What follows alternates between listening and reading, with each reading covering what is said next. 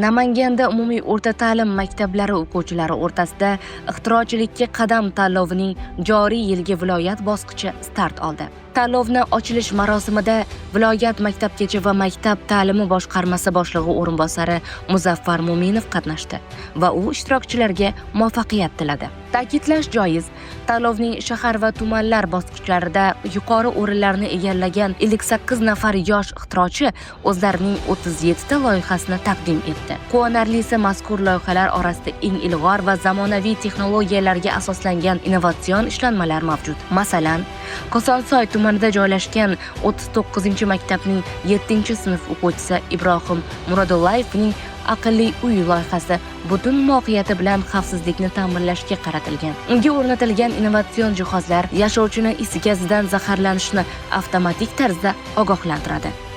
Yoki Namangan tumanidagi 37-maktab o'quvchilari Mubashshir Abdurahimov hamda Azizbek Haydaraliyevlar tayyorlagan aqlli hassa o'zining ijtimoiy qimmati bilan ko'pchilikda katta taassurot qoldirdi. Chunki bu hassa ko'zi ojiz va eshitishda nuqsoni bo'lgan kishilarga mo'ljallangan bo'lib, u orqali yo'lda turli to'siqlarga uchramasdan harakatlanish mumkin. Chust tumanidagi 3-maktab o'quvchilari taqdim etgan aqlli uy loyihasi esa suvdan oqilona foydalanishga undaydi. Shuningdek, u yillik qor va yomg'ir suvlarini o'zida zaxiralash orqali ekologik toza va kamchiqim suv iste'molga yetkazib beradi. Bu kabi loyihalar tanlov jarayonida ko'plab uchramoqda. Ular malakali hakamlar tomonidan shaffof tarzda baholanib borilmoqda.